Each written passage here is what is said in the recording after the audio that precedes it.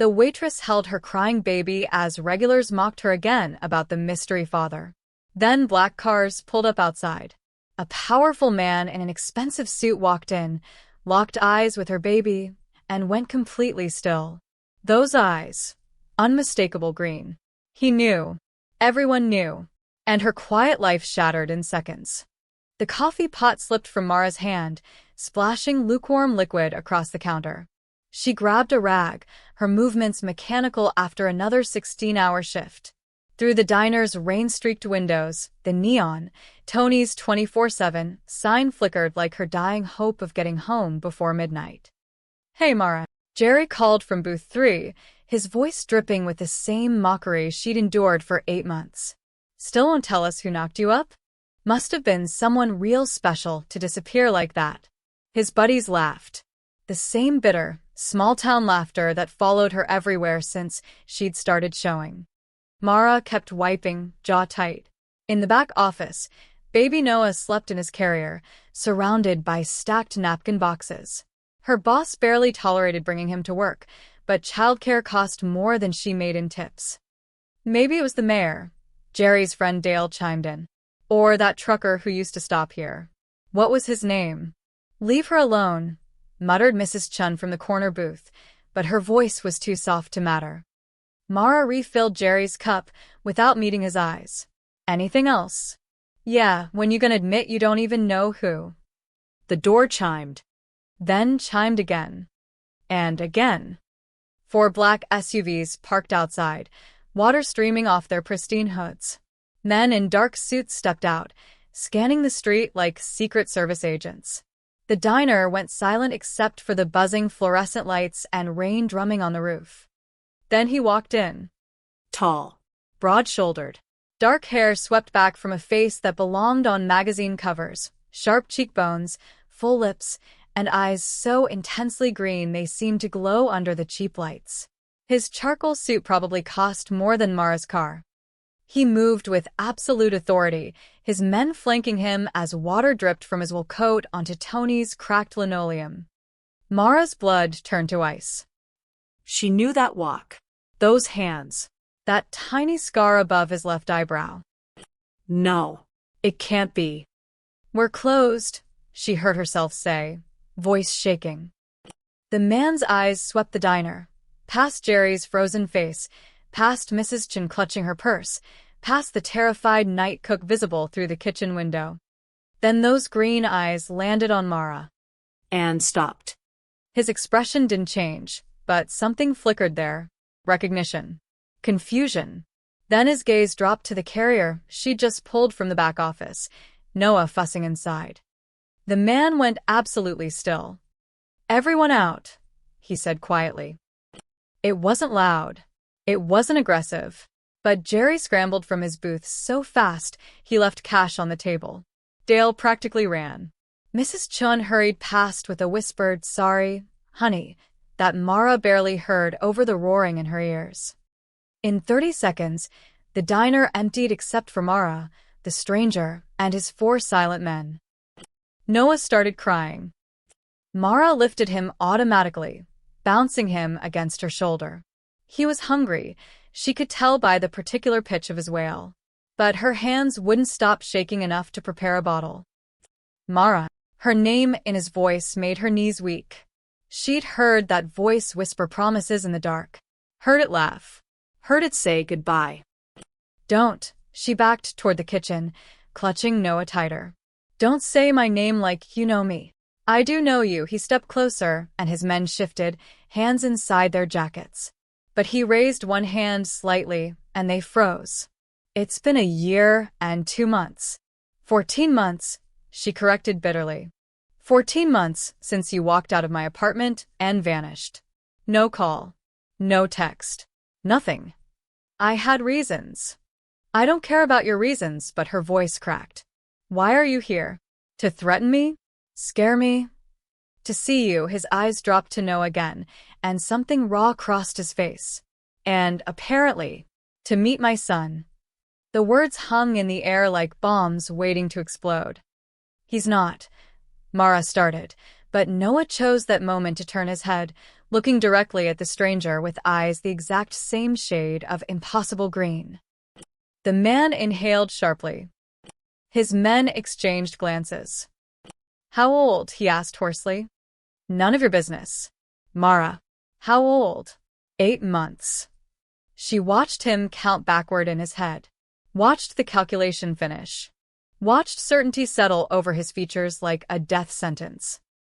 "His name is Noah," she said, because apparently her mouth had disconnected from her brain.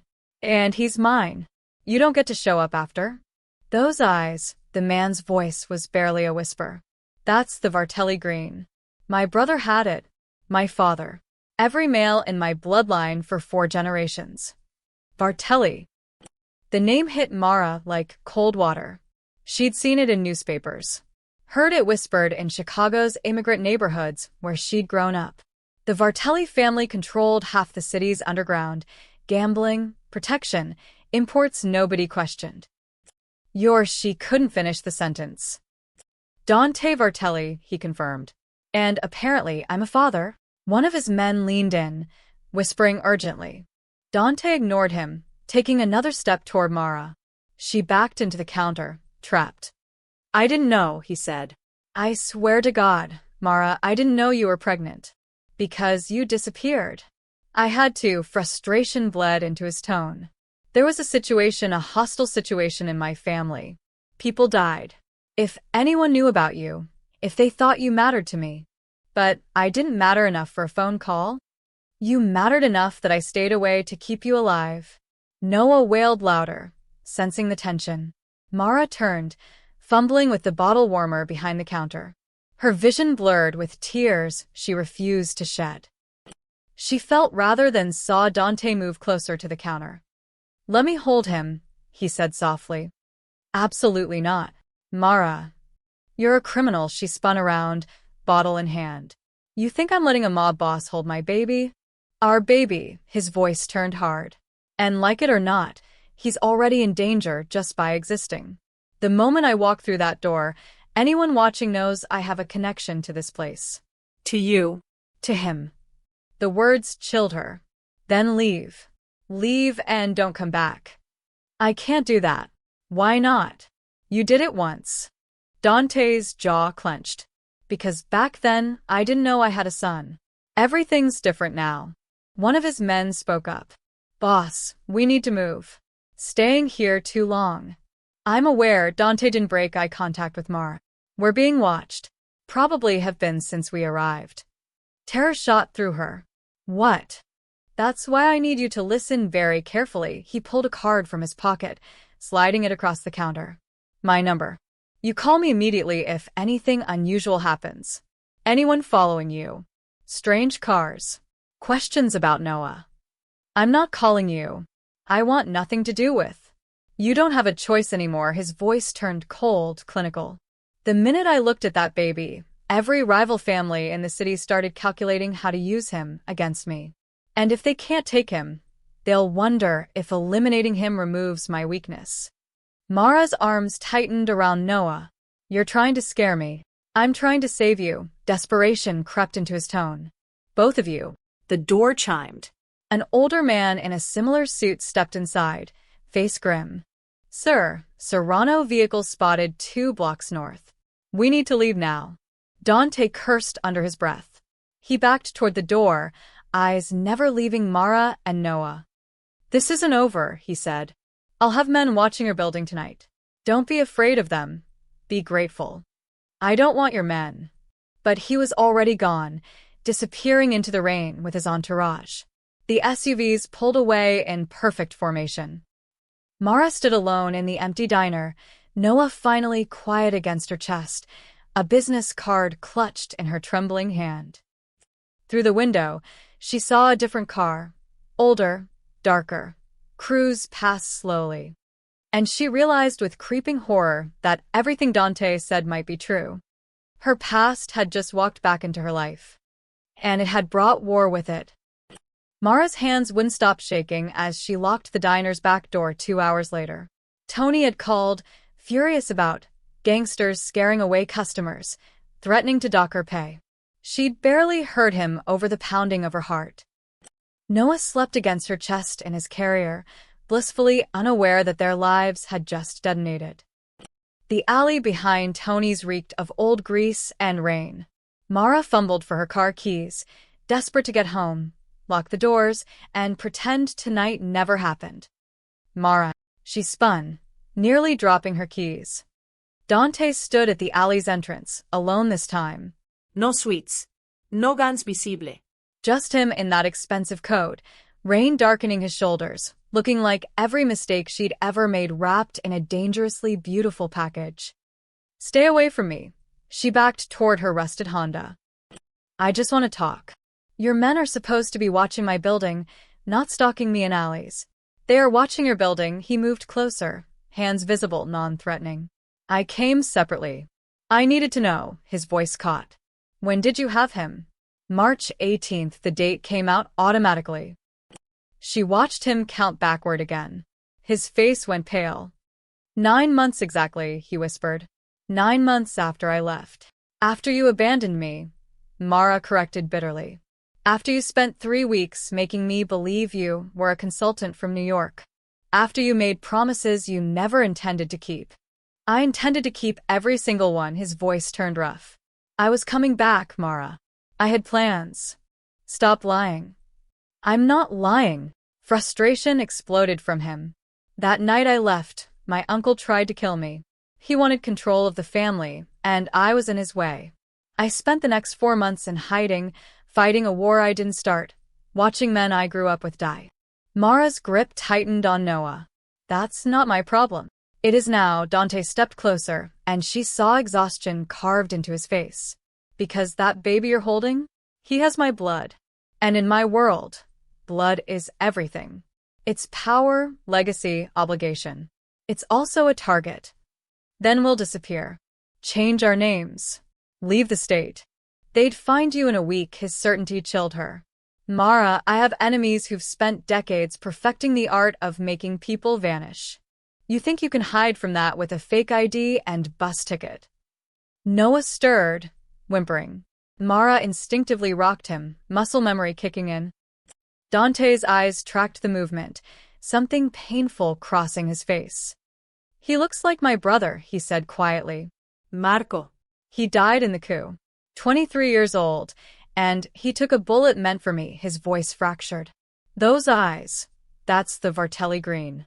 Marco had it. My father had it. Every man in my family going back generations.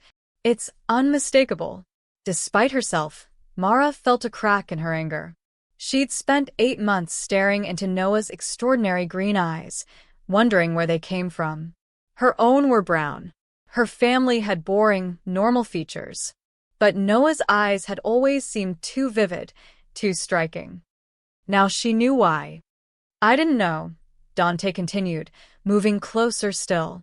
If I'd known you were pregnant, I would have moved heaven and earth to protect you. To be there. But I thought keeping my distance kept you safe.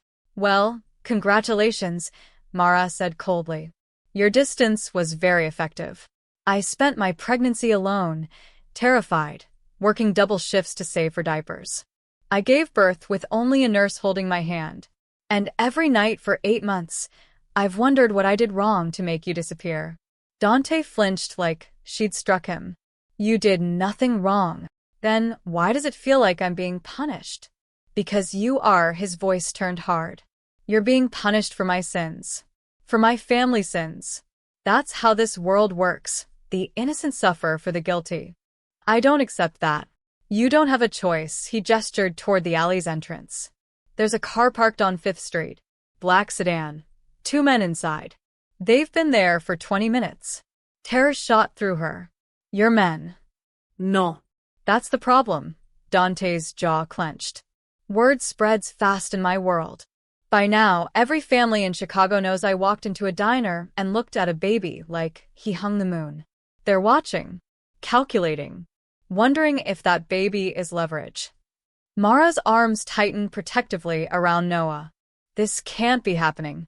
It already is. Dante pulled out his phone, showing her a photo. This was taken an hour ago.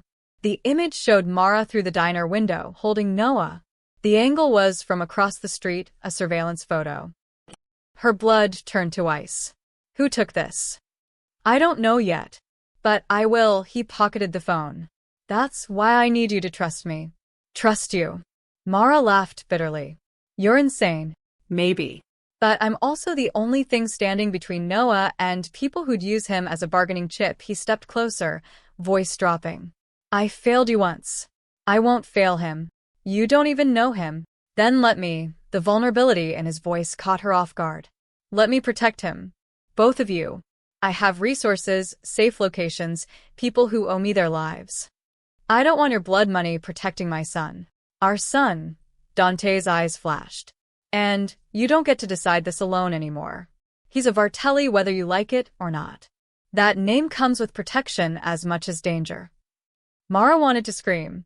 To cry. To rewind 14 months and make different choices. Instead, she looked down at Noah's sleeping face, those impossible green eyes hidden behind delicate lids. I need time, she whispered. Time is a luxury we don't have. Dante backed toward the alley entrance. But I'll give you tonight. My men will watch your building. Tomorrow, we talk about moving you somewhere safer. I'm not moving anywhere. We'll see. He disappeared into the rain, leaving Mara alone with a sleeping baby and the terrifying knowledge that her quiet life had just shattered beyond repair. In the distance, a car engine started. The black sedan from 5th Street, she realized. It pulled away slowly, headlights cutting through the rain. Hunting. Dante's penthouse overlooked Chicago's skyline like a throne overseeing a kingdom. Floor-to-ceiling windows revealed the city's glittering lights, but he saw none of it. His mind was stuck in that alley, on Mara's terrified face and the baby, his son, sleeping against her chest. Boss, Marco's younger cousin, Luca, entered with a manila folder. You're not going to like this. Dante poured himself whiskey, neat. Show me. Luca spread documents across the glass table. Hospital records from St. Catherine's. Birth certificate. Prenatal visit summaries. Each page stamped and verified. Noah James Porter. Luca read. Born March 18th, 8:47 a.m. 7 pounds 4 ounces. Mother, Mara Elizabeth Porter. Age 26. Father, unknown. That last word felt like a knife between Dante's ribs. DNA, he asked. We'd need a sample, but boss. Luca pulled out photographs. Look at these. The images were surveillance shots from tonight, blown up and enhanced. Noah's face in crystal clarity. Those unmistakable green eyes. The shape of his nose, Dante's nose. The curve of his chin, his father's chin. Dante's hand trembled as he lifted one photo. 8 months old, the file said. He'd missed 8 months of his son's life. First smiles. First laughs. First everything. There's more, Luca continued quietly. We pulled Mara's financial records. She's drowning, boss. 30,000 in medical debt from the delivery. Working 70-hour weeks between the diner and a cleaning company. Her apartment's in a building that should have been condemned 5 years ago. Guilt crashed over Dante like a wave. While he'd been consolidating power, having his enemies eliminated, securing his position as head of the family, she'd been struggling alone, raising his child in poverty. She never tried to find me, he asked. She had no way to. You told her your name was Daniel Vargas, remember? New York consultant, in Chicago temporarily. We checked. She did search for Daniel Vargas online about 4 months after you left. Found nothing, obviously. Because Daniel Vargas didn't exist. Just another cover identity Dante had used to keep his real life separate from the brief moment of normalcy he'd stolen with Mara. He'd met her at a bookstore. She'd been reading Mary Oliver poetry in the cafe section, coffee going cold beside her. He'd been there to meet an informant who never showed. On impulse, he'd asked about the book. 3 weeks later, he'd been in love. Then his uncle had moved against him, and Dante had vanished to survive. What's the threat level? Dante asked, forcing himself back to the present. Luca's expression darkened. Hi. The Serranos already know. Paolo Serrano was at the diner tonight, sitting in that corner booth before you arrived. He saw everything. Damn it, Dante slammed his glass down. Anyone else? The Kozlov brothers have informants everywhere. They'll know by morning. The Irish families, too. Luca hesitated. Boss, the council's going to demand a meeting. Let them demand. They'll say the baby makes you vulnerable, that keeping him close endangers the family. Then they're welcome to challenge me. Dante's voice turned lethal. I didn't fight a civil war to let old men dictate my personal life. Some will suggest removing the problem. Dante's head snapped up, eyes blazing. Say that again. Luca raised his hands. Not me, boss. I'm just warning you what they'll say. A baby can't defend himself. Can't fight back. Some of the old guard will see him as a liability to eliminate. If anyone touches my son, I'll burn this entire organization to the ground. Dante's voice was ice. Are we clear? Crystal. Dante turned back to the windows, mind racing through scenarios. Mara wouldn't accept protection easily. Tonight proved that. She was proud, independent, terrified. She'd run before she'd trust him. But running meant death. The Serranos wouldn't hesitate to grab Noah if they thought it would give them leverage. They'd been trying to undermine Dante's authority for months. A baby was the perfect pressure point. What about safe locations? Dante asked. The coastal safe house is secure. Private beach, single access road, full security system. We can have it staffed within hours. Do it. But subtly. I don't want to scare her more than necessary. Boss, forgive me for asking, but Luca paused. What's the endgame here? You protect them, sure. But then what? You can't keep a baby hidden forever. Eventually, he'll need to go to school, have a life. And he gestured at Mara's photo. She's not built for this world. Dante stared at his son's picture. Noah was smiling in this one, mid-laugh at something off camera. Pure joy on his tiny face. The endgame, Dante said slowly, is keeping them alive. Everything else, we figure out as we go. And if she refuses your protection, she won't. Dante's jaw set. Because tomorrow morning, I'm showing her this file. Every threat, every enemy, every reason she can't do this alone. That might push her away completely. Or it might save her life. Dante gathered the documents, sliding them back into the folder. Ready the safe house. Increase surveillance on Mara's building. I want 4 men minimum. And Luca? Yes, boss. Find out who took that surveillance photo of her and Noah. Then bring them to me. What will you do? Dante's smile was cold. Remind Chicago that some things are sacred, my family being one of them. After Luca left, Dante stood alone in his penthouse, holding his son's photograph. Outside, the city sprawled endlessly, beautiful and treacherous. Somewhere in that sprawl, Mara was probably awake, terrified, clutching Noah close. Dante had failed her once by leaving. He wouldn't fail again. Even if protecting her meant revealing just how dark his world truly was. Even if she hated him forever. Some prices were worth paying. Mara's apartment building looked worse in daylight. Peeling paint, cracked concrete steps, and a front door that hadn't locked properly in months. She'd stopped noticing the decay until now, until she saw it through Dante's eyes as he stood on the sidewalk, face carefully blank. You've been living here? His voice was too controlled. Not all of us have penthouses. Mara shifted Noah higher on her hip. She hadn't slept. Every car sound, every footstep in the hallway had sent her heart racing. 3 black SUVs sat across the street. Dante's men, she assumed. Her neighbors had been peeking through curtains since dawn, whispering. Mrs. Kowalski from 2B had actually crossed herself when Mara passed. Can we talk inside? Dante asked. No. Mara, my apartment is my space. You don't get to invade it. Pain flickered across his face. Fine. Then let's walk. She wanted to refuse, but Noah was getting heavy, and the curious stares were unbearable. She started down the sidewalk. Dante fell into step beside her, his men maintaining distance but never leaving. I brought something, he said, pulling out a folder. You need to see this. I don't need to see anything. Hospital records, he continued as if she hadn't spoken. Showing Noah was born exactly 9 months after I left. Photos that prove he's mine. Look at his face, Mara. Really look. She'd looked.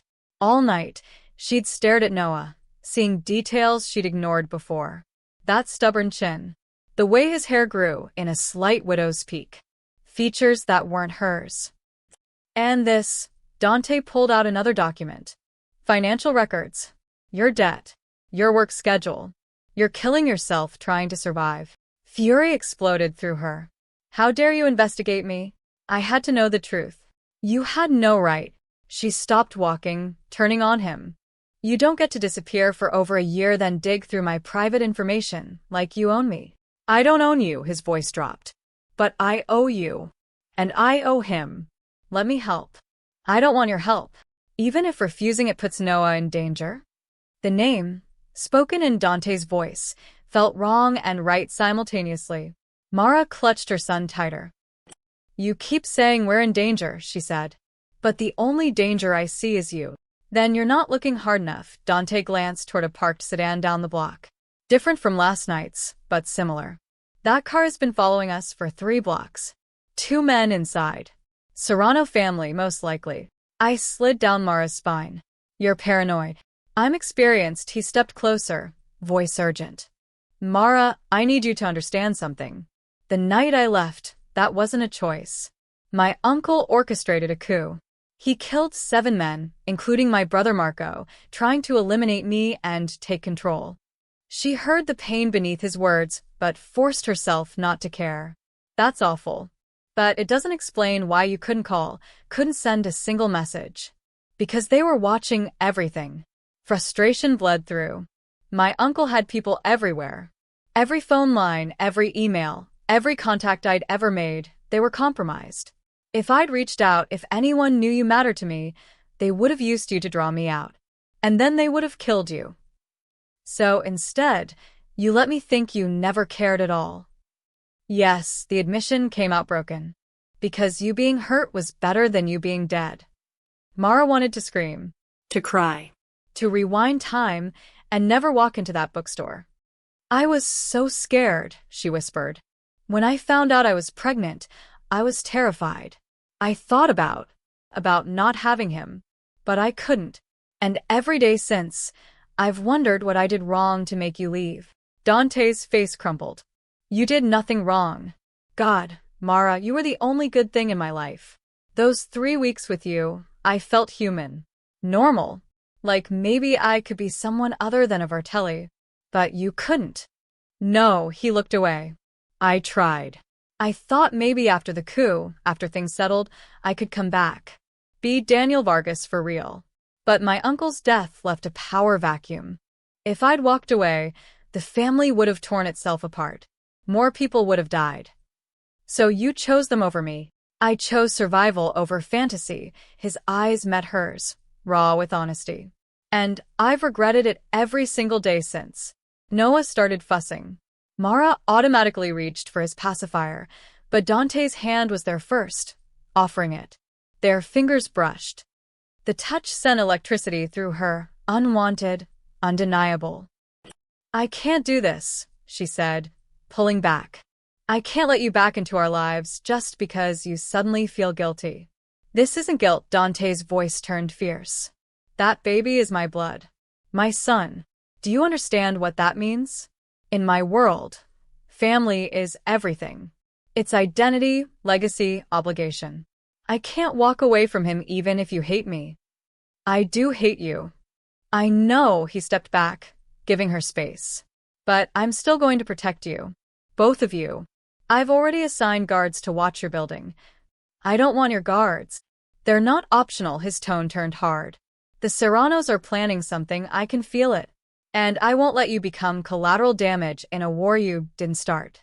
This is insane. This is reality. He pulled out a card, different from last night's. This is the address to a safe house. Coastal property, secure, comfortable. I want you and Noah there by tomorrow. Absolutely not. Mara, No. She backed away. You don't get to order me around. I'm not one of your criminals. Pain flashed across his face. I never said you were. Then stop treating me like I don't have a choice. You don't. The words exploded from him. Don't you understand? The moment I walked into that diner, you stopped having choices. My enemies will use Noah to hurt me, and I can't. His voice broke. I can't lose anyone else. Not him. Not you. Mara stared at him, seeing past the expensive suit to the broken man underneath. I need time, she whispered. You have until tomorrow. Dante turned to leave, then paused. I never stopped thinking about you. I want you to know that. He walked away, his men falling into formation around him. Mara stood alone on the cracked sidewalk, holding Noah close, watching the black sedan down the block slowly pull away. And she realized with sinking certainty that Dante was right. Her choices had disappeared the moment her past returned. The warehouse smelled of rust and motor oil. Paolo Serrano stood in the shadows, watching his men unload crates from a truck that officially didn't exist.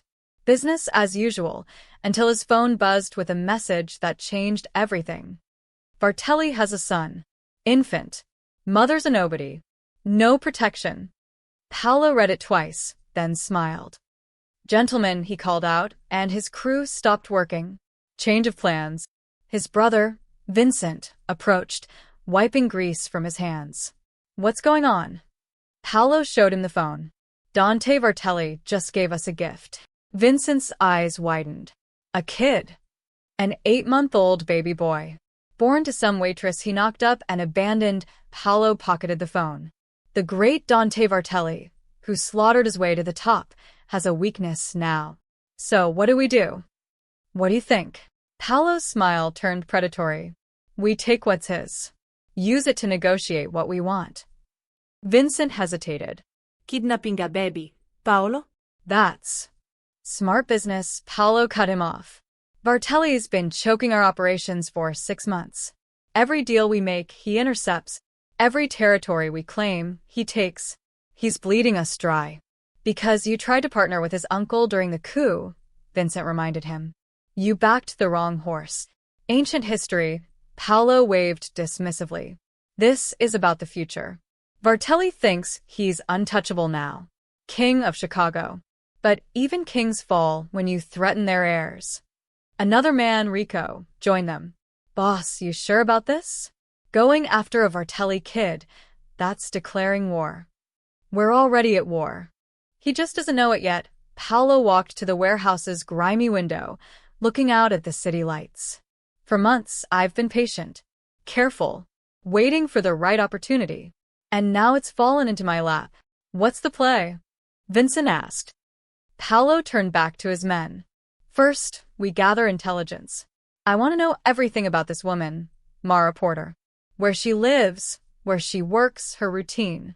When does she have the baby with her? When is she alone? What are her vulnerabilities? Vartelli will have her protected, Rico said. Of course he will. But protection has gaps. Guards get tired. Cameras have blind spots. Everyone makes mistakes. Paolo's mind raced through possibilities. We don't rush this. We watch. We wait. And when the moment's right, we move. And then what? Vincent pressed. Say we grab the kid. Vartelli won't negotiate. He'll come at us with everything. Let him try. Paolo's confidence was absolute. But he won't risk the baby's life. Not if he actually cares. We hold the child somewhere secure, make our demands, and suddenly the great Dante Vartelli is working for us. What demands? Territory. Money. Access to his shipping routes. Paolo ticked items off on his fingers. And most importantly, immunity. We want written guarantees that the Serranos operate without interference.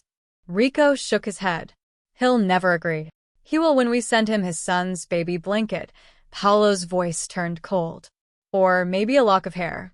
Something to prove we're serious. Vincent looked uncomfortable. Paolo, I'm all for making moves, but hurting a baby? Who said anything about hurting? Paolo rounded on his brother. The child is leverage, not a target. We keep him safe, Healthy, well-fed. We're businessmen, not monsters. Vartelli won't see the difference. Vartelli will see what I want him to see.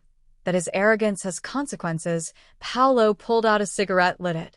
For too long, the Vartellis have treated us like insects. Squashing our operations, killing our men, acting like they own this city. It's time they learned respect. Or we all end up dead, Rico muttered. Paolo ignored him, mind already spinning through the plan. He'd need surveillance equipment, a safe location to hold the child, and a team he could trust not to panic when Vartelli inevitably retaliated. Vincent, I want you personally watching the mother, Paolo ordered. Learn her patterns. When does she go to work? Does she have family? Friends? Anyone who might help her? And the diner? Vincent asked. That's our best opportunity. Public place, lots of foot traffic. Easy to blend in. I was there last night, saw the whole thing unfold. Vartelli walked in, saw the baby, and his entire world stopped. Paolo laughed bitterly. Finally, the Ice King has a heart. And hearts can be broken. What about the Kozlov brothers? Rico asked. They'll hear about this. Might try to make their own move. Then we move first. Paolo stubbed out his cigarette. I want eyes on that woman by tomorrow morning. Round-the-clock surveillance. And find me information on Vartelli's security detail, who's protecting her, how many men, what their rotation looks like. Boss, one more thing, Vincent said carefully. If we do this, there's no going back. Vartelli won't stop until we're all dead. Or until he's dead. Paolo's smile was razor-sharp. That's the beautiful thing about leverage. It works both ways. We hold his son, we control his actions. And if he pushes too hard, he shrugged. Accidents happen. You just said we wouldn't hurt the kid. I said we're not monsters. I didn't say we're saints. Paolo headed toward the warehouse exit. Get to work, gentlemen. Dante Vartelli is about to learn that even kings can be brought to their knees. After he left, Vincent and Rico exchanged worried glances. This is going to end badly, Rico said. It always does, Vincent sighed. But Paolo's right about one thing. We can't keep letting Vartelli push us around. Something has to change. So, we kidnap a baby? Vincent didn't answer. Because the truth was, in their world, a baby was just another piece on the board. Another tool to gain power. And power was all that mattered. Outside, Chicago's night deepened, the city unaware that war had just been declared. A war where the most innocent would suffer first. Mara felt the stares before she even entered Tony's. Through the grease-streaked windows, she could see the morning regulars already clustered in their usual booths, heads bent together, voices low, gossiping. About her. She took a breath, adjusted Noah in his carrier, and pushed through the door. The conversation died instantly. Jerry sat in booth 3, same as always, but his usual mocking grin had transformed into something uglier. Fear mixed with disgust. Dale beside him wouldn't even meet her eyes. Morning, Mara said, forcing normalcy into her voice. Mrs. Chun, who'd always been kind, quickly gathered her things and left cash on the table. I should go, she mumbled, not looking at Mara. Mrs. Chun. But the older woman was already out the door. Mara tied her apron with shaking fingers, trying to ignore the weight of hostile eyes. She settled Noah in his carrier in the back office, giving him his favorite stuffed elephant before returning to the floor. Coffee? She asked Jerry, pot already in hand. You got a lot of nerve, he said loudly, showing up here like nothing happened. I'm working my shift. You brought the mob to our diner, Dale finally spoke, voice sharp. Those cars last night? Those men? That's the kind of attention that gets people killed. I didn't bring anyone. That Vartelli guy walked in here looking at you and your baby like he owned you both. Jerry interrupted. Don't act innocent. Everyone knows what you did. Heat flooded Mara's cheeks. I didn't do anything. You slept with a mobster. Jerry's voice carried through the diner. You got knocked up by a criminal and brought his problems to our doorstep. This is a quiet neighborhood, Mara. We don't need your drama. It's not drama, it's... She stopped, realizing anything she said would sound like an excuse. The door chimed. A man she'd never seen before entered, middle-aged, weathered face, cold eyes. He took the corner booth, the same one Paolo Serrano had occupied last night. Mara's stomach dropped. "I'll take coffee," the stranger said. "Black." Her hands trembled as she poured. Up close, she could see a tattoo peeking from his collar, some kind of snake or dragon. He watched her with unsettling intensity. "Cute kid," he said, nodding toward the back office where Noah was visible through the door. "How old?" "That's private."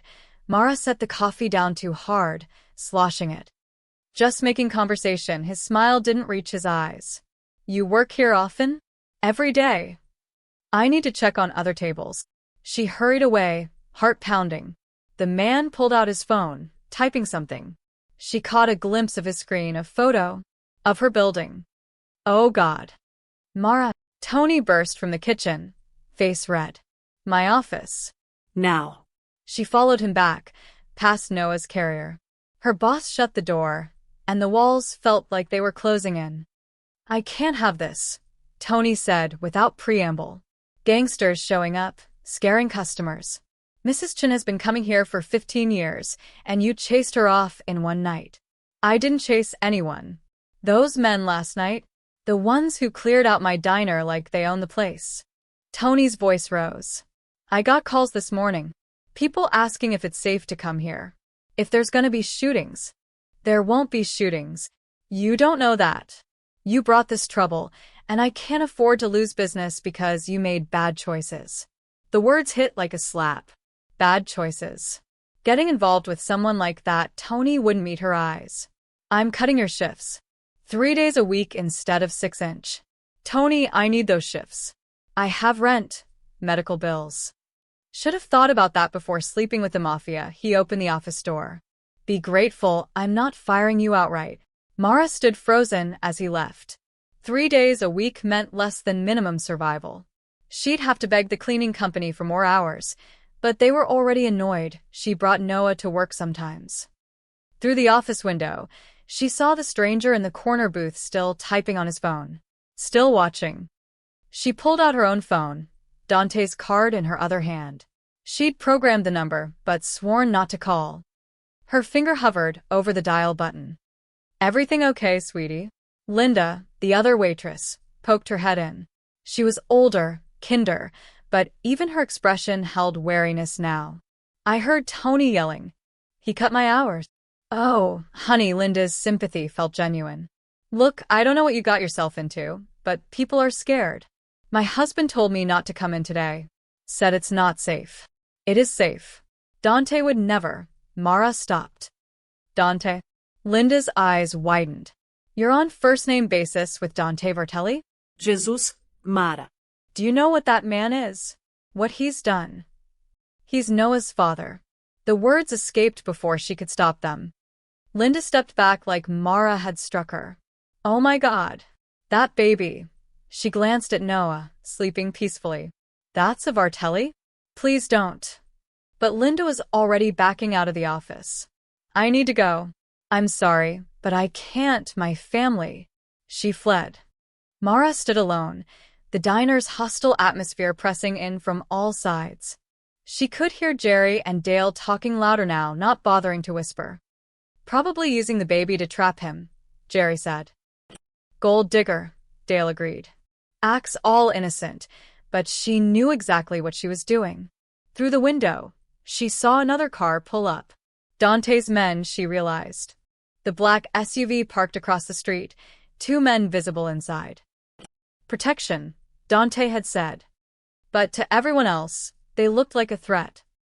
The stranger in the corner booth finished his coffee and left cash on the table, too much cash. As he passed Mara, he paused. "You should be more careful," he said quietly. "Pretty thing like you, all alone with a baby. Lots of dangerous people in Chicago." He left before she could respond. Mara's legs gave out. She sank into Tony's desk chair, hands shaking so badly she could barely hold her phone. The diner had been her sanctuary, the one place she felt competent, useful, normal. Now it felt like a cage. And everyone inside was looking at her like she was the monster who'd invited the wolves in. Noah started crying in his carrier. Mara picked him up, holding him close, and finally pressed dial on Dante's number. It rang once before he answered. Mara? There was a man, she whispered. In the diner. He was watching us.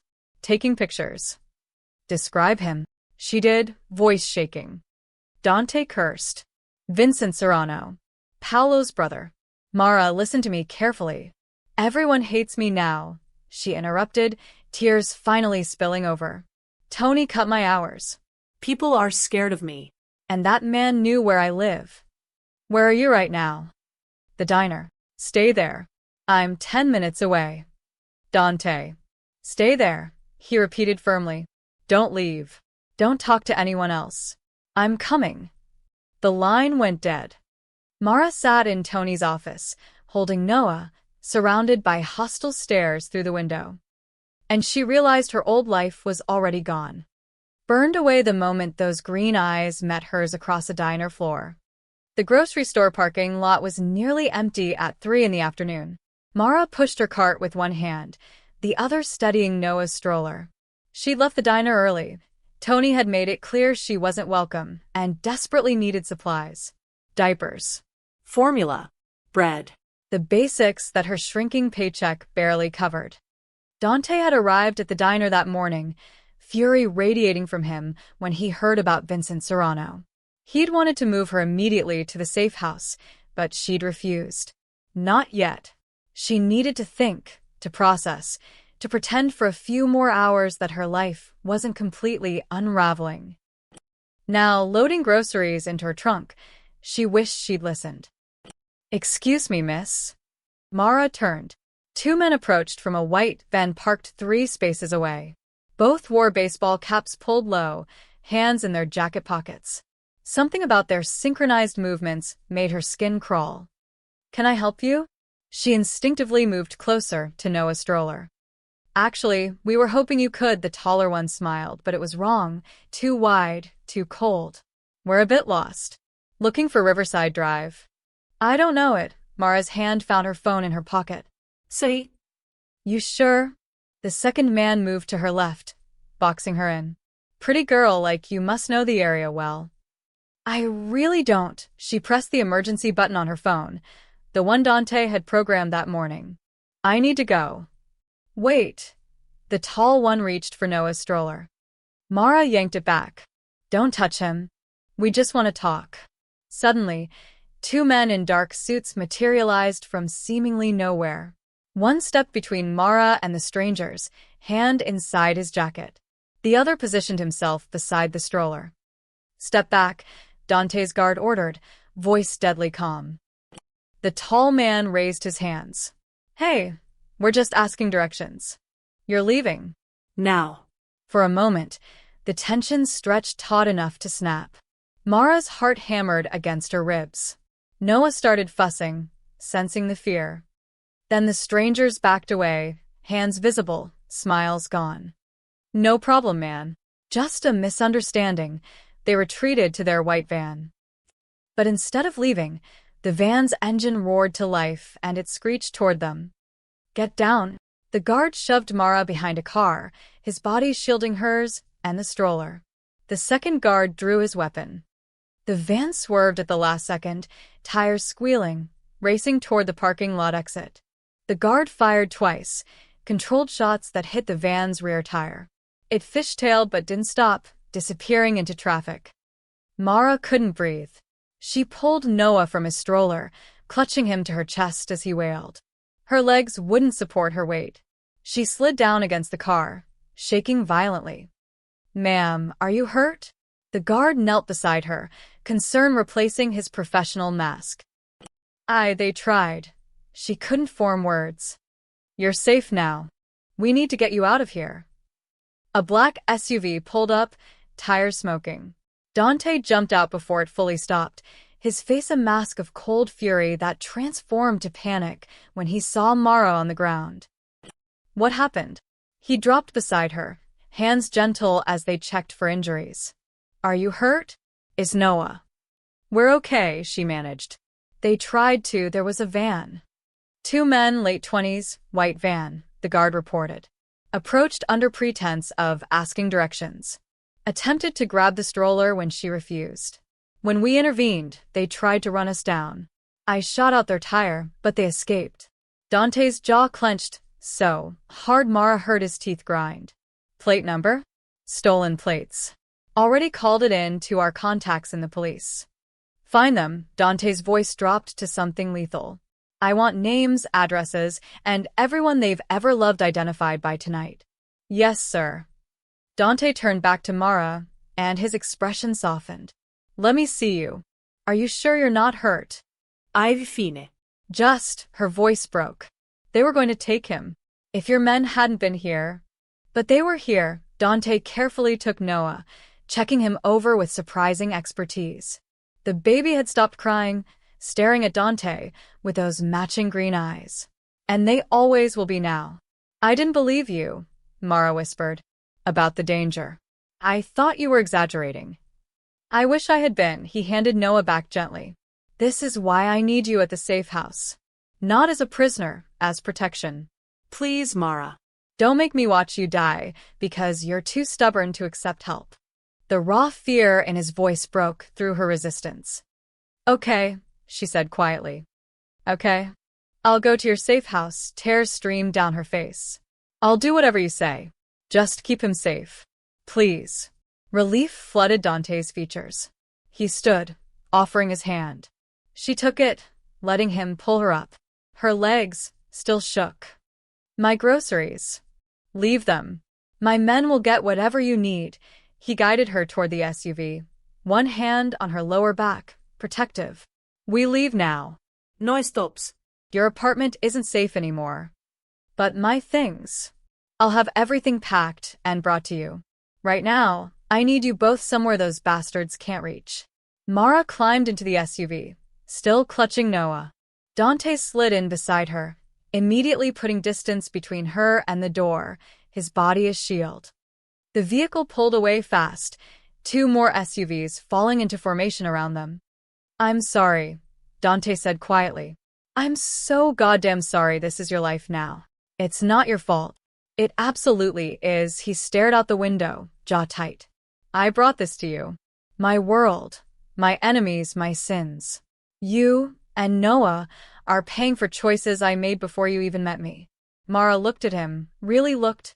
Beneath the expensive suit and dangerous authority, she saw exhaustion. Guilt. Fear.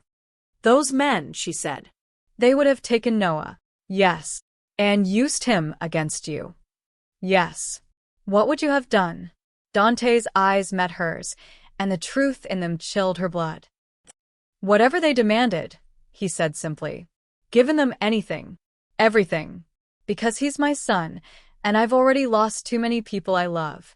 The admission hung between them. We need to talk, Mara said. About everything. About what this means going forward. We will. Dante's hand hesitantly covered hers where it rested on Noah's back. I promise. We'll figure this out. But first, let me get you somewhere safe. She didn't pull away from his touch. Because in that moment, safety was all that mattered. And despite everything, the lies, the abandonment, the danger, Dante Vartelli was the only person who could provide it. The SUV raced through Chicago streets, leaving her old life further behind with every mile. The coastal safe house sat perched on a cliff overlooking Lake Michigan, hidden behind tall iron gates and dense pine trees. It was beautiful in a way that felt unreal. Modern architecture with floor-to-ceiling windows, hardwood floors, and furniture that looked like it belonged in a magazine. Nothing like Mara's crumbling apartment. She stood in the living room, still holding Noah, unable to relax despite the peaceful sound of waves crashing below. Dante's men had swept the property twice, checking every room, every entrance. Now they stood outside, silent sentinels. There's a nursery upstairs, Dante said, appearing from the kitchen with a bottle of water. Fully stocked. I had my people get everything this morning, crib, changing table, clothes in multiple sizes. If something's missing, tell me. Mara stared at him. You did all this in a few hours? I have resources. He set the water on the coffee table. And motivation. She finally lowered herself onto the couch, exhaustion crashing over her. Noah had fallen asleep against her shoulder, his tiny hand fisted in her shirt. I still can't believe this is happening, she whispered. Dante sat across from her, maintaining respectful distance. I know this is overwhelming. Overwhelming. A bitter laugh escaped her. 2 men just tried to kidnap my baby in broad daylight. I lost my job. My neighbors think I'm cursed. And now I'm hiding in some millionaire's beach house because apparently my son is mob royalty. Not royalty. Just, Dante paused. Important. In ways I wish he wasn't. Why? The question burst out. Why does a baby matter so much to these people? Because he's leveraged, Dante leaned forward, elbows on his knees. In my world, power is everything. Money, territory, respect, it's all about control. For months, the other families have been testing me, trying to find weaknesses. And now they have 1 inch. Noah. Yes, pain crossed Dante's face. If they control him, they control me. Every decision I make, every move, I'd have to consider what they might do to him. It's the perfect pressure point. Then give them what they want, Mara said desperately. Whatever territory or money or... It doesn't work that way. If I show weakness once, they'll never stop pushing. Next, it'll be more demands, more threats. Eventually, they'd kill him anyway, just to prove they can. The casual certainty in his voice made her sick.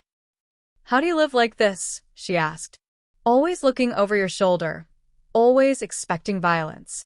I was born into it, Dante's voice was flat. My father was a Vartelli.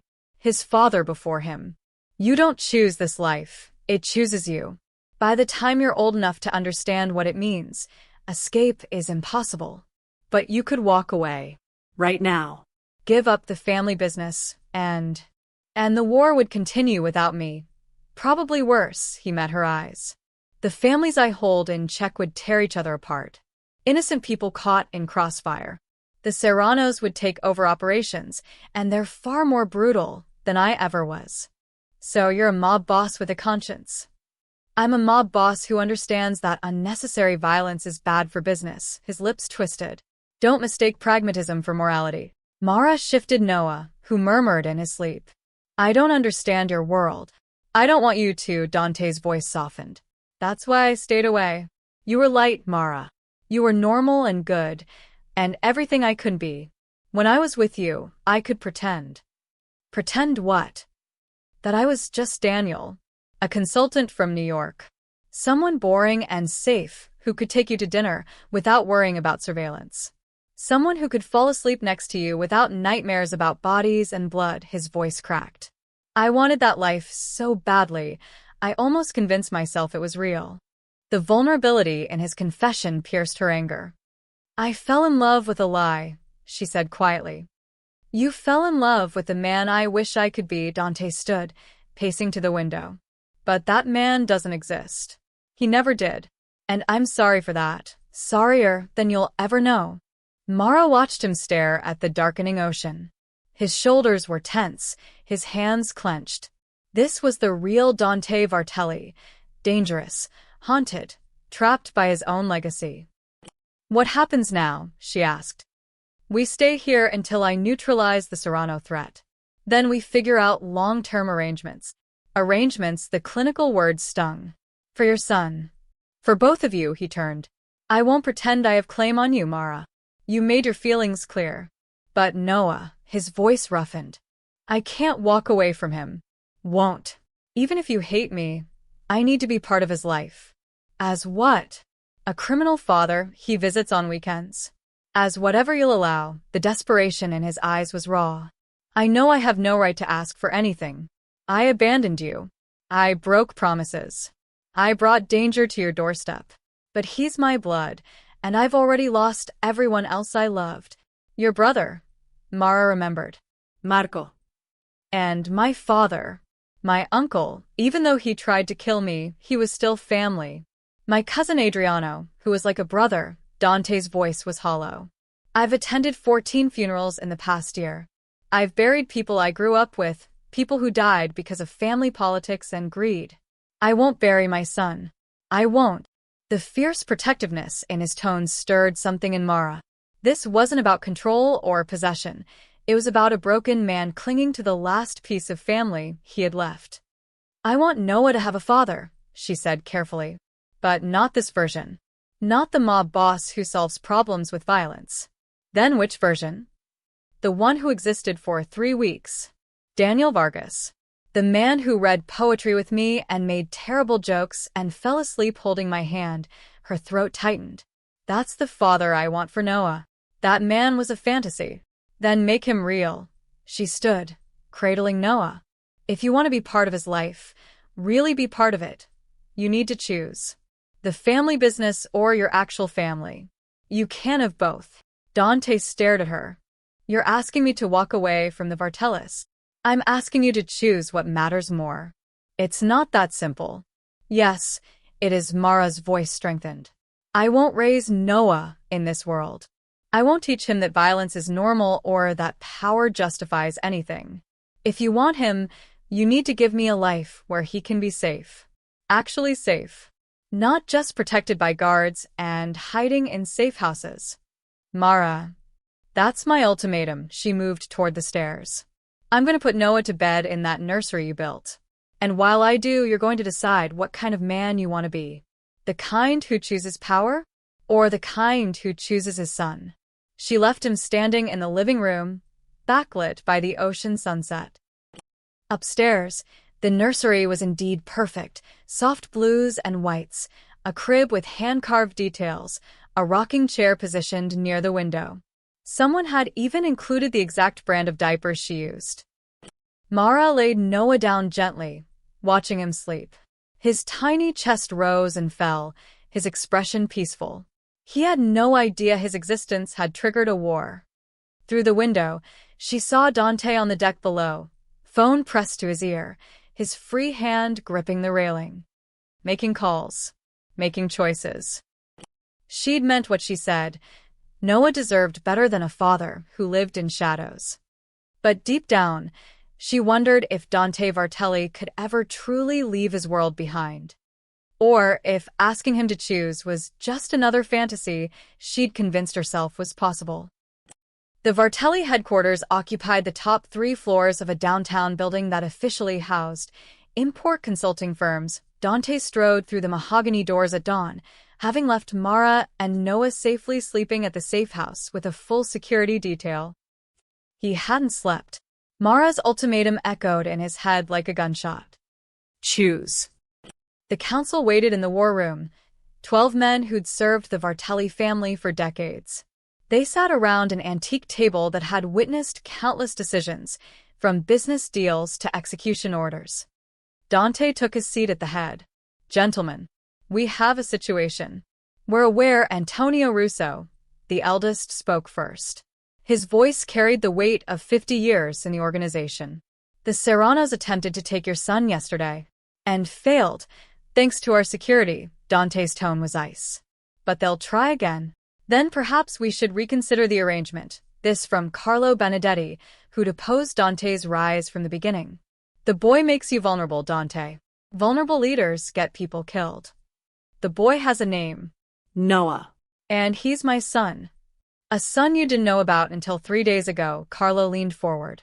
You can't let sentiment cloud judgment. The family must come first. He is family.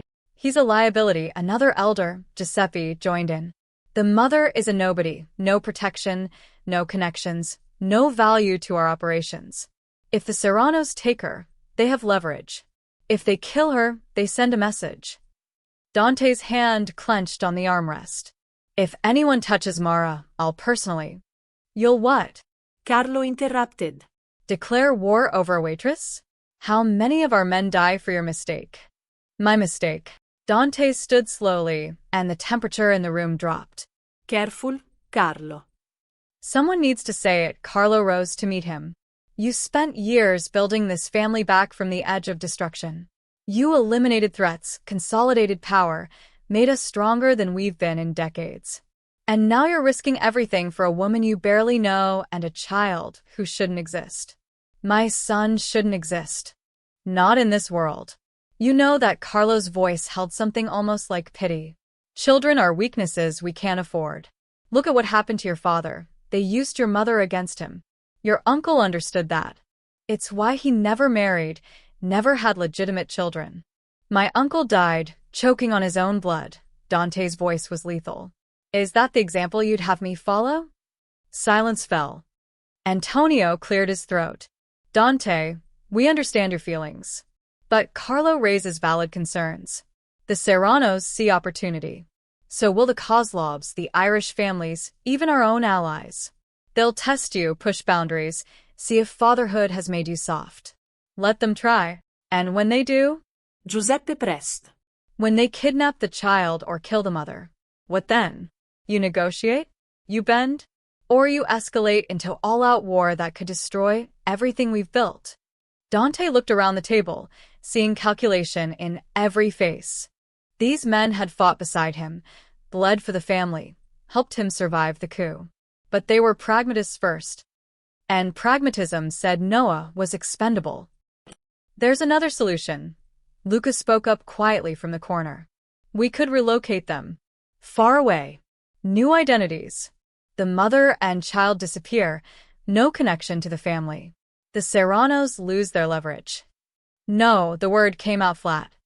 Boss, think about it. I said no. Dante turned to his youngest cousin. I won't hide my son. I won't pretend he doesn't exist. Then, what's your play? Carlo demanded. Because right now we're exposed. The Serranos know. The other families will know by tomorrow. And every enemy we've ever made will see that baby as a target. Then we remove the Serranos from the equation entirely. Dante pulled out his phone, displaying surveillance photos. These are their operations, the docks, the gambling houses, the protection rackets. We hit them everywhere simultaneously. Cripple their income, scatter their soldiers, and make it clear that coming after my family has consequences. That's escalation, Antonio warned. That's survival. Dante's eyes were hard. The moment those men approached Mara in that parking lot, the Serranos declared war. I'm simply accepting their terms. And the collateral damage? Giuseppe asked. Innocent people caught in the crossfire? We minimize it. Surgical strikes, not carpet bombing. We dismantle their organization without turning Chicago into a war zone. Carlos shook his head. You're not thinking clearly. Emotion is driving this, not strategy. You're wrong. Dante met his gaze. Strategy would be eliminating every Serrano tomorrow and sleeping soundly. Emotion is what's keeping me from doing exactly that. He pulled up another image, a dossier on Paolo Serrano. Paolo's been pushing against us for months. Testing boundaries, making moves into our territory. He backed my uncle during the coup, hoping to profit from the chaos. When that failed, he's been looking for another opening. Dante's voice turned cold. Yesterday, he found it. Or thought he did. So we kill Paolo, Lucas said. Send a message. We exile him. Dante surprised them all. We dismantle his operations, seize his assets, and give him 48 hours to leave Chicago. Permanently. That's mercy. Carlo's tone dripped with disdain. Mercy makes you look weak. Mercy makes me look controlled, Dante corrected. Kill Paolo, and his brother Vincent becomes the new problem, fueled by vengeance. Exile him, and we end the cycle. His organization scatters, his allies lose faith, and the other families see that I can win without unnecessary bloodshed. Antonio nodded slowly. There's wisdom in that. There's weakness, Carlo insisted. Dante, you're letting that woman influence you. She's made you soft. She's made me want to be better. Dante's voice dropped dangerously. And if that's soft, so be it. But make no mistake, I will protect my son with every resource we have. Every soldier, every connection, every favor owed. And anyone who threatens him will learn exactly how soft I've become. He looked around the table, meeting each man's eyes. This is not a debate. It's a declaration. Noah Vartelli is under my protection. So is his mother. You'll treat them with the same respect you show me. And if any of you have a problem with that, his hand rested on the gun holstered at his side. Now's the time to speak. No one spoke. Good, Dante pulled up tactical maps on the screen. Luca, coordinate with our teams. I want simultaneous hits on Serrano operations at midnight. Giuseppe, reach out to our police contacts. I want the Serranos so tangled in investigations they can't breathe. Antonio, contact the commission. Make it clear the Serranos broke protocol by targeting a civilian and child. Orders flew rapid fire. The council, seeing Dante's resolve, fell into line. Only Carlo remained dissenting, but even he recognized when he was outvoted. As the meeting dispersed, Antonio lingered. Your father would be proud, the old man said quietly. Or horrified. I can't decide which. What would you do? Dante asked. In my position? 40 years ago? I'd have done exactly what Carlo suggested. Removed the problem. Moved on. Antonio's weathered face softened. But I'm old now. I've buried 3 wives, 6 friends, and 2 sons. And I can tell you with certainty, power is cold comfort when you're dying alone. He gripped Dante's shoulder. Protect your boy, even if it costs everything else. After he left, Dante stood alone in the war room, staring at Noah's photo on his phone. 8 months old. Innocent. Perfect. And already caught in a war he didn't start. Dante had a choice to make, the same one Mara had demanded. Power or family. The organization or his son. As dawn broke over Chicago, painting the city in shades of gold, Dante finally knew his answer. The convoy moved through Chicago's industrial district at 11 p.m., 3 black SUVs cutting through empty streets. Dante sat in the middle vehicle, reviewing final details for the midnight operation against the Serranos. His phone buzzed. Luca's voice came through tense. Boss, we have a problem. The Serranos just moved a shipment to the docks early. They know something's coming. How? Dante's jaw clenched. We kept operational security tight. Someone talked. We're hunting for the leak now. Dante's mind raced. If the Serranos knew about the midnight raids, they'd be prepared. Or worse, they'd counterattack. Turn around, he ordered his driver. Get me back to the safe house. Now. The convoy swung into a U-turn. They'd barely straightened out when headlights blazed from both ends of the street, boxing them in. Contact, his driver shouted. Gunfire erupted. Bullets punched through the windshield. The driver slumped forward, and Dante grabbed the wheel, yanking them toward cover behind a concrete barrier. The SUVs scraped metal and stone before skidding to a halt. Out. Move. Dante's head of security, Marcus, kicked open his door, returning fire. Dante drew his own weapon, assessing the situation through the shattered window. 6 vehicles, 3 ahead, 3 behind. At least 20 men. The Serranos had brought an army. This wasn't a warning shot. This was an execution. They're trying to pin us, Marcus barked, dropping behind the engine block. We need backup. How long? 10 minutes. Maybe less. We don't have 10 minutes, Dante fired twice, dropping a Serrano soldier advancing on their position. Get the other vehicles mobile. We break through the north side. But the lead SUV was already burning, tires shot out. The rear vehicle's driver was slumped over the wheel, either dead or dying. They were trapped. A Molotov cocktail arced through the air, exploding against the concrete barrier. Flames spread, cutting off their escape route to the east. Boss, we're surrounded, one of his men called from the rear vehicle. Dante's mind calculated odds and options. 20 attackers. 7 of his men still combat effective. Limited ammunition. No backup for at least 8 minutes. And if he died here, Noah and Mara were defenseless. That thought crystallized everything. Marcus, cover fire on my mark. Everyone else, focus on the vehicles north. Punch through their line. Dante checked his magazine. 11 rounds. We're not dying in this godforsaken street. Boss, you're hit. Marcus pointed at Dante's shoulder. He looked down, surprised.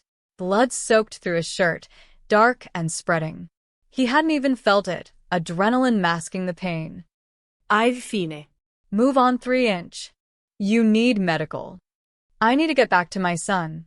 Dante's voice turned steel. 3, 2, 1. Now. They erupted from cover in coordinated chaos. Dante's men laid down suppressing fire while he and 2 others sprinted toward the nearest Serrano vehicle. A soldier tried to intercept them. Dante put 2 rounds center mass without breaking stride. They reached the vehicle. Dante yanked the door open, dragging the driver out. Keys were still in the ignition. Marcus. Bring everyone. His men fought their way to the stolen vehicle, losing one more in the process. Young Tommy, who just turned 23, took a round to the neck and dropped. No time to grieve. Dante gunned the engine, ramming through the Serrano blockade. Metal screamed. Glass shattered.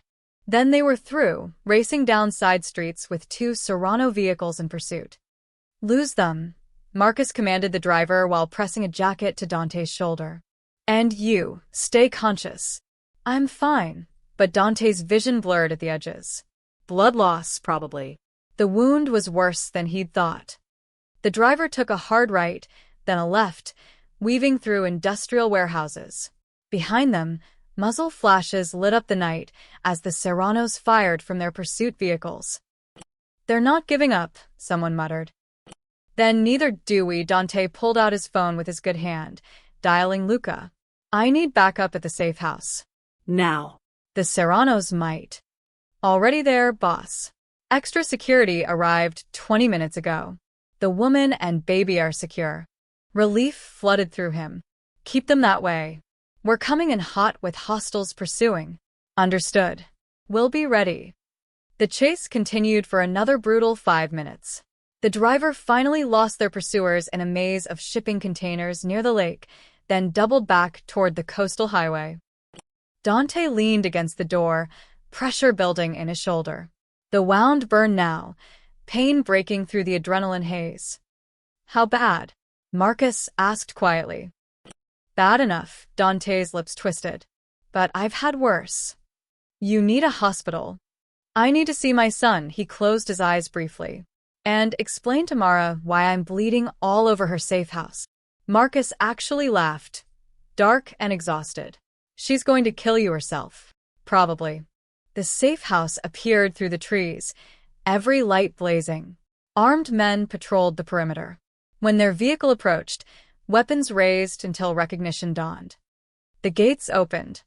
Dante climbed out on his own, refusing help despite the blood dripping from his fingertips. Each step toward the house felt like moving through concrete, but he forced himself forward. The front door burst open. Mara stood there in pajamas, hair loose, eyes wide with horror. Oh my God, Dante. She rushed forward, but he raised his good hand, stopping her. I'm okay. Is Noah? He's fine. He's sleeping. But her voice broke. You're covered in blood. Mostly mine. He tried to smile, but his legs chose that moment to give out. Marcus caught him. Let's get him inside. They half-carried him to the couch. Mara was already grabbing towels, her hands shaking as she pressed them to his shoulder. What happened? She demanded. Who did this? Serranos. Ambush. Each word took effort. They were waiting. Knew we were coming. You need a hospital. Can't. Too many questions. Dante caught her wrist gently. We have a doctor on call. Marcus already called him. Her eyes filled with tears. You almost died. But I didn't. He managed to focus on her face. Because I had to get back here. To you. To him. You idiot. She pressed harder on the wound, and he hissed in pain. You could've if they'd. I know, his voice softened. But I'm here. I'm okay. Behind them, Luca appeared with a medical bag. Doctor's 15 minutes out. This should hold until then. Mara moved aside, letting the professionals work. But she didn't leave. She stood there watching, arms wrapped around herself, tears streaming silently. Dante caught her eye. I meant what I said, he told her through gritted teeth as Luca cleaned the wound. About choosing. About being better. You can't be better if you're dead. Then I'll try not to die, he attempted another smile. For Noah's sake. And mine? The words slipped out before she could stop them. Their eyes held. Yeah, Dante whispered. And yours. The moment stretched between them, fragile and dangerous and real. Then Noah's cry echoed from upstairs, and the spell broke. I'll get him, Mara said quickly, fleeing toward the nursery. Dante watched her go, something shifting in his chest that had nothing to do with the bullet wound. He'd survived an ambush tonight. But Mara Porter might be the thing that finally destroyed him. Dawn painted the safe house in soft gold. Mara sat in the nursery's rocking chair, Noah sleeping against her chest, watching Dante through the doorway. He'd refused to sleep despite the doctor's orders. His shoulder was bandaged, arm in a sling, but he sat upright in the hallway just outside the nursery, keeping watch, making sure they were safe. Every time she'd tried to convince him to rest, he'd simply said, I'm fine here. Now, as morning light caught his profile, she saw the exhaustion carved into his face, the price of the life he'd lived. Noah stirred, making small whimpering sounds. Before Mara could fully wake, Dante appeared in the doorway. May I? He asked quietly. She hesitated, then nodded. Dante crossed the room carefully, mindful of his injury, and lowered himself into the chair beside her. Up close, she could see the bruises forming along his jaw, the cut above his eyebrow. You look terrible, she whispered. You look beautiful. The unexpected compliment caught her off guard. She looked away, focusing on Noah. He usually wakes up around now, she said. Hungry. What does he eat? Formula. I stopped breastfeeding at 4 months when I went back to work. The memory stung. Another choice poverty had forced on her. Can you show me? Dante asked. How to make it? Mara blinked. You want to learn? I want to be useful. He struggled for words. To be his father. Really be it. Not just the man who provides money and protection. Something in her chest cracked open. Okay, she said softly. They went downstairs together, Mara carrying Noah while Dante moved stiffly beside her. In the kitchen, she walked him through the process, warming the water, measuring the formula, testing the temperature. Like this? Dante held the bottle awkwardly with his good hand. Perfect. She settled on the couch with Noah, and after a moment's hesitation, patted the cushion beside her. Dante sat, maintaining careful distance. You can hold him, Mara said, while he eats. Dante's expression transformed, vulnerability replacing the hardened mob boss. Are you sure? He's your son. You should know how to feed him. With infinite care, Dante took Noah into his good arm. The baby fussed initially, unfamiliar with these hands, but Dante murmured something soft in Italian, and Noah quieted. Mara guided the bottle to Noah's mouth. He latched on immediately, those striking green eyes, mirror images of his father's, staring up at Dante. Hi, Dante whispered, voice breaking. No. He couldn't finish. You're his dad, Mara said gently. A tear slid down Dante's cheek. He didn't wipe it away, too focused on the tiny human in his arms. Noah's hand found Dante's thumb, wrapping around it with surprising strength. He's so small, Dante breathed. So perfect. He gets cranky around 8 p.m. Fights sleep like it's personally offending him. Like me, a wet laugh. My mother used to say I never wanted to miss anything, even as a baby. Tell me about her, Mara said impulsively. Dante's expression softened. Sophia Vartelli. She was small but fierce. Kept my father in line when no one else could. She used to make this pasta dish, paisai all'aglione, and the whole house would smell like garlic and tomatoes. His voice grew distant. She died when I was 19. Cancer. I'm sorry. She would have loved him. Dante looked at Noah with such longing it hurt to witness. Would have spoiled him completely. Taught him Italian, made him eat too much, told him embarrassing stories about me.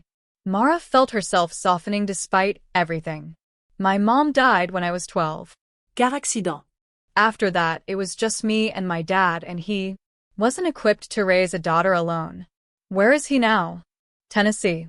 We don't talk much. She watched Noah drain the bottle.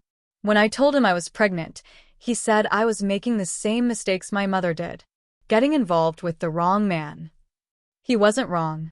Maybe not. Mara took the empty bottle, setting it aside.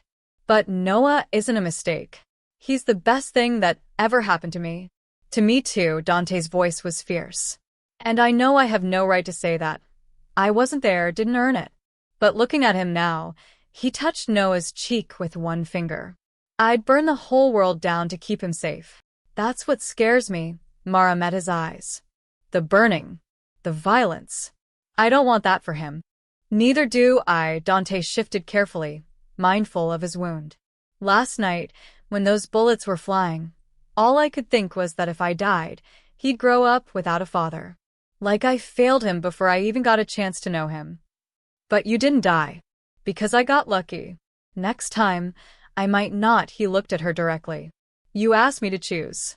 Power or family. Last night, lying in that street bleeding, I realized I'd already chosen. The second I saw him in that diner, everything changed. What are you saying? I'm saying I'm done. The words came out firm, certain. After we handle the Serranos, after I make sure you're both safe, I'm walking away from the organization. Mara's breath caught. You can't just. I can. I will. Dante's jaw set. I'll appoint someone to take over, someone the council trusts. Liquidate my assets. Set up trusts and legitimate businesses to support us. It'll take time, but I'll do it. They won't let you just leave. They don't have a choice. He looked down at Noah, who'd fallen back asleep. I spent my whole life serving a legacy I didn't choose. Building an empire on blood and fear. And for what? So I could die alone like my father? Like my uncle? He shook his head. No. That's not the man I want my son to see. Dante. I want to be Daniel Vargas, he interrupted. The man I pretended to be with you. The man who could fall asleep reading poetry, who didn't check every shadow for threats, who could think about the future without calculating survival odds. His eyes glistened. I want to be worthy of you. Of him. Mara felt tears spill over. You really mean it? Every word. He carefully handed Noah back to her. I know I can't undo the past 14 months. Can't erase the pain I caused or the danger I brought. But if you'll let me, if you'll give me a chance, I'll spend the rest of my life being the father Noah deserves. And what about me? The question came out smaller than she intended. Where do I fit in this future? Dante's expression turned achingly vulnerable. Wherever you want. As the mother of my child. As my friend, if that's all you can offer. He paused. Or maybe someday, if I earn it, as something more. The hope in his voice broke her. I can't promise anything, Mara whispered. I'm still angry. Still hurt. I know. But watching you with him just now, she looked at Noah sleeping peacefully in her arms. That's what I wanted for him. A father who actually cares. I more than care. Dante's voice was rough. I love him. Even though I've only known him 3 days, he's already the most important thing in my world. Then prove it. Mara's voice strengthened. Don't just talk about leaving the mob. Actually do it. Build a life where Noah can be safe.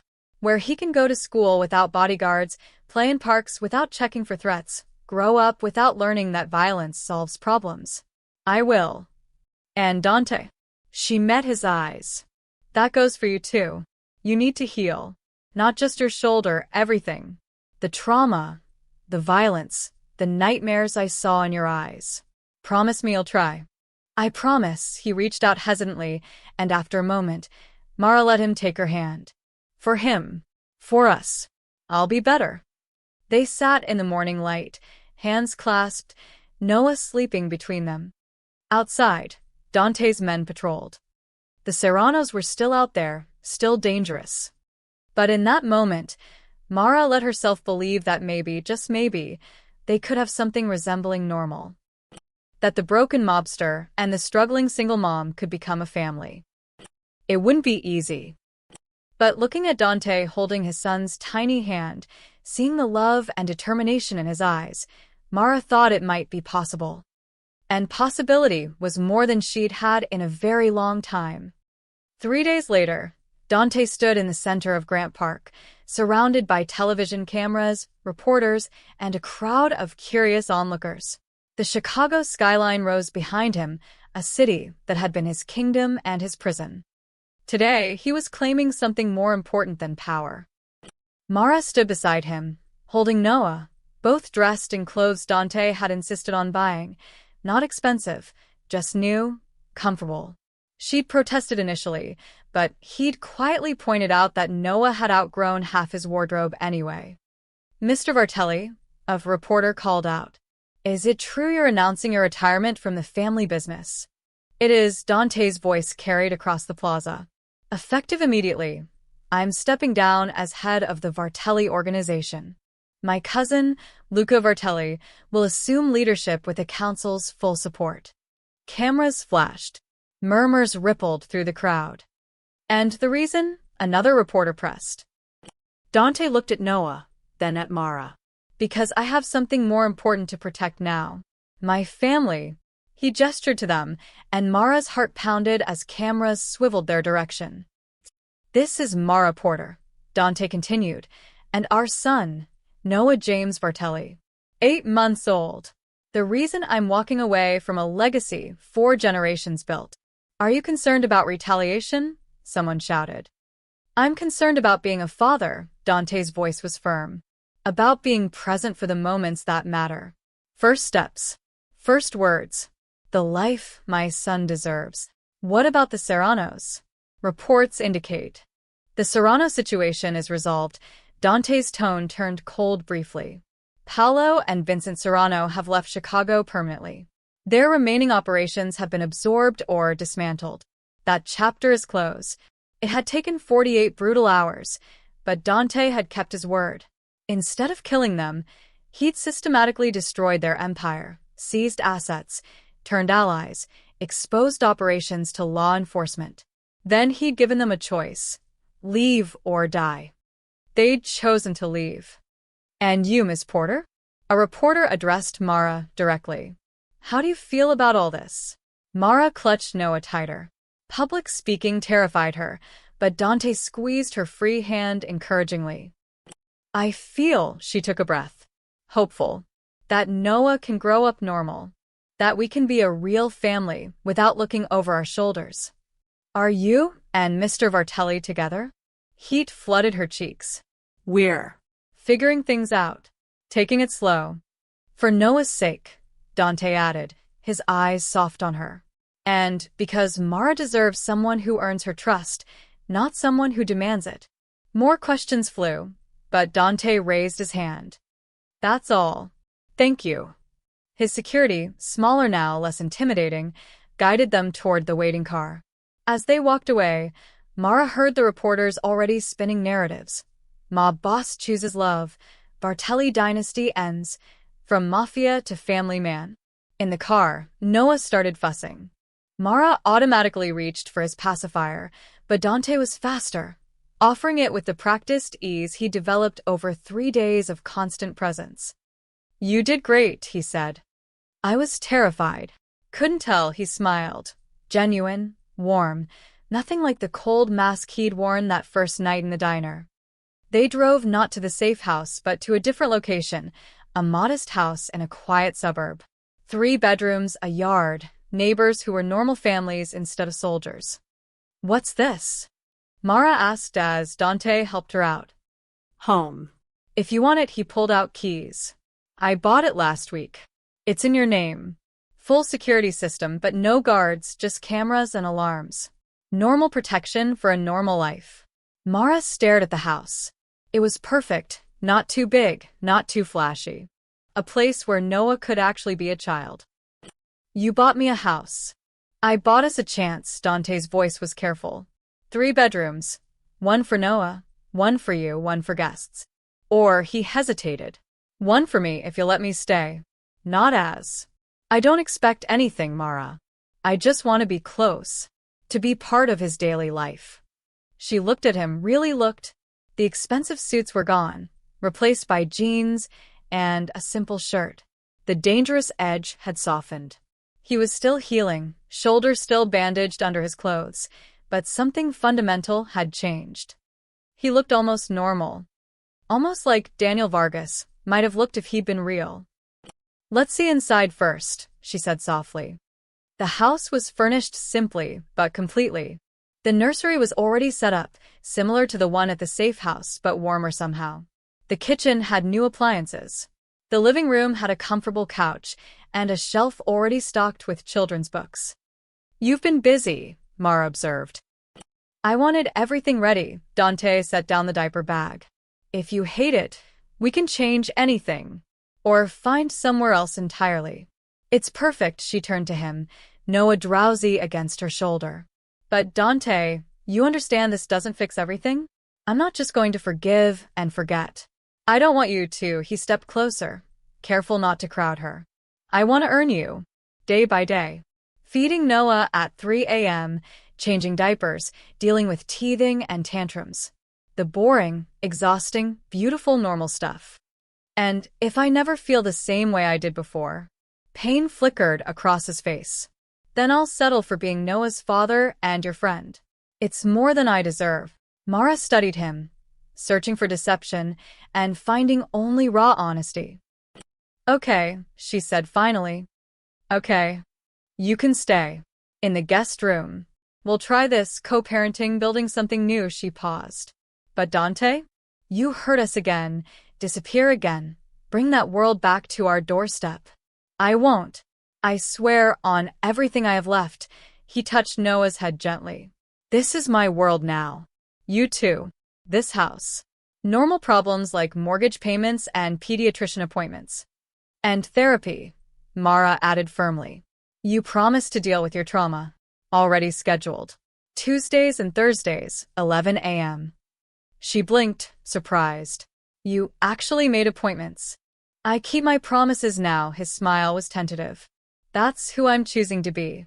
Noah chose that moment to fully wake up, looking between his parents with those striking green eyes.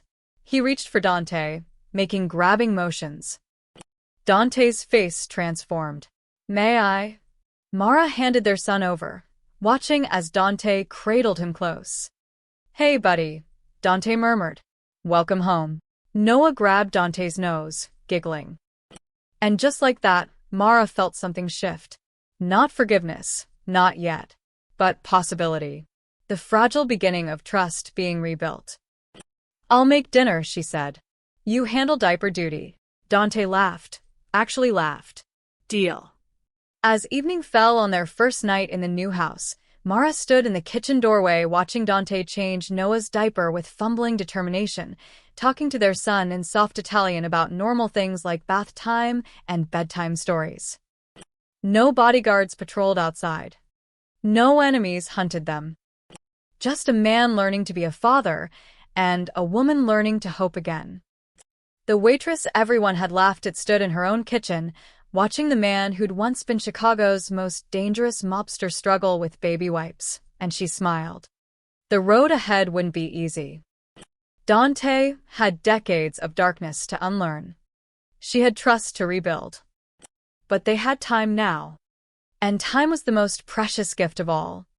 Outside, Chicago glittered in the distance, a city that would remember the Vartelli name with fear. But inside this small suburban house, the Vartelli name meant something different. It meant family. And family, Mara was learning, was worth fighting for. Even when it came wrapped in danger, mistakes, and impossible green eyes.